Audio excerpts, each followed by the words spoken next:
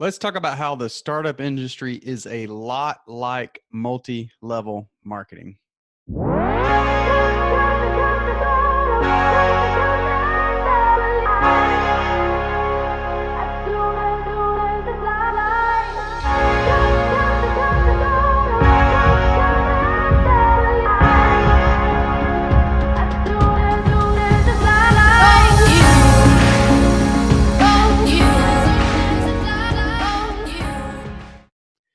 Hi, everyone. Hope you're doing good today. I'm wearing my Destiny is All shirt. If you're not a fan of The Last Kingdom on Netflix, I believe it is, you need to check it out. It's an absolutely phenomenal show. They just finished, or a month or so ago, finished season 4. And I just love the show.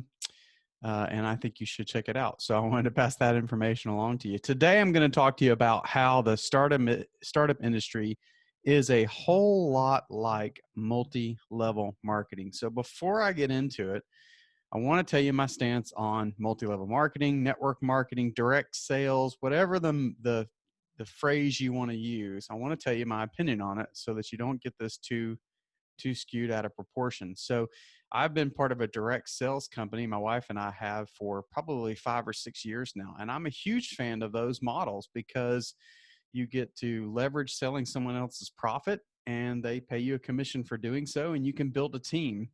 If you're the type of person who doesn't like those business models and don't think that they're fair, I want you to think about real estate. Think about how when you sell a piece of real estate, how many people get paid in that transaction. It's a whole lot of people. So you got 2 realtors. They each have a broker that they work for. There's a title company. There's an inspector. I can keep going, but we're already at 6 people that make money off of one transaction.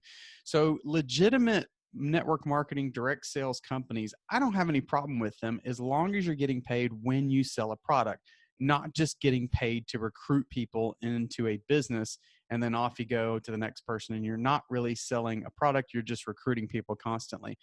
But I do love the model because you can build a team, you can leverage your time, you can leverage other people. It's exciting. Sometimes there's really good products, sometimes they're a little overpriced, so you need to research it. But I just wanted to come off and say that before I tell you why I think the startup industry is a lot like multi-level marketing, how I think about it. So I do think as long as you're careful, there are some legitimate opportunities out there. They're a great way as an entrepreneur to get into your first business and learn how business works, learn about sales and things like that, because there's oftentimes it's not overly expensive to get involved in your company. I know when we registered for ours, I mentioned we've been with for 5 or 6 years, it was $50, right? And it still is for that company. And we've made way more than $50, and I've been pleased with the results, and they offer a great product. So there are legitimate opportunities out there, and it's not a bad way to get into business for yourself, especially if you're not the type that is going to come up with a unique idea. The challenge is when you're selling those products, it's a commodity, right? Because you're not selling anything unique. Anyone else can come in and pay $50 or whatever the cost is to get into your opportunity, and then they can be selling that product as well. And you can't change the price. You can't do a lot of different things. So it's fairly restrictive, but it's an easy way to get into business and sort of learn about what entrepreneurship's like and learn particularly about how to build a team and to sell. The startup industry is a lot like multi-level marketing because if you go and you look at the success rate and vice versa, the failure rate, the vast majority of startup founders fail. That's just the nature of being in this industry. The vast majority fail to raise money when they go out and try and raise money. I tout all the time the fact that I've been involved in over $500 million of either debt or equity transactions to help entrepreneurs grow their business. And while I've been thrilled to be involved in those transactions and help people raise money, I will tell you that lately I've gotten a little jaded against it because no matter how much work and effort I put into improving their chances for getting funding, most of the time, statistically, they're still just not going to be able to raise money. I can do a beautiful pitch deck for them. I can coach them on how to talk to investors. I can get them just completely ready for valuation discussions, all kinds of value I can add to that startup founder. And I've got lots of testimonials along those lines, but still I'm getting a little bit jaded with the process because it's just not easy to raise money. It doesn't matter how good you are. The statistics are against you. I think the normal batting average is pitch 100 investors, get one investment.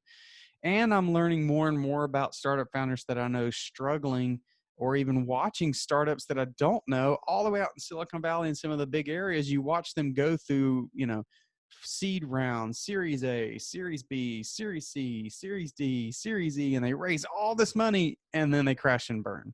Or they sell to another company and yeah, it's a little bit, they make a little bit of money, but it's not quite the return the investors really thought it was going to be. But yet then suddenly these startup founders are touted as heroes and they're the next hot thing. And on it goes. So if you can't tell, I've gotten a little bit jaded lately with the startup industry.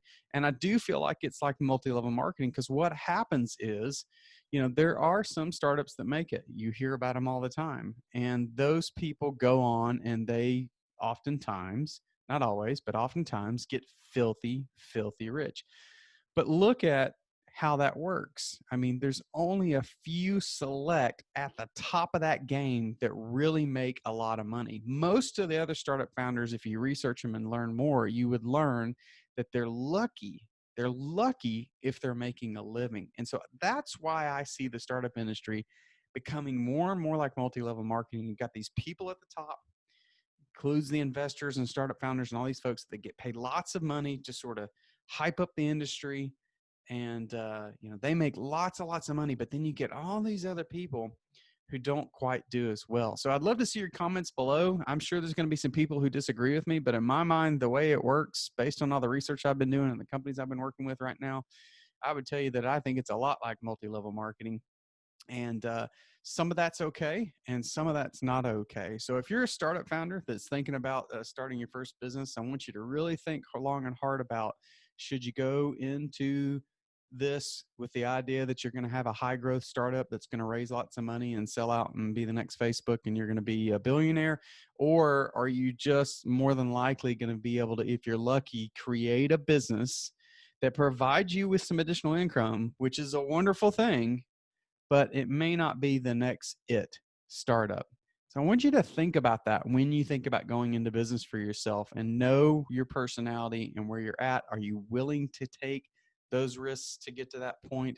Or do you think maybe it'd be better if you sort of go into it with open eyes and realize that this is going to be really hard and you may fail, but maybe you learn some great business lessons along the way and you can apply those to subsequent ventures. So a little bit of a rant today. I'd love to see your comments. I'm open to your input, and hope to talk to you soon. Until next time, I hope you find your voice. Take care.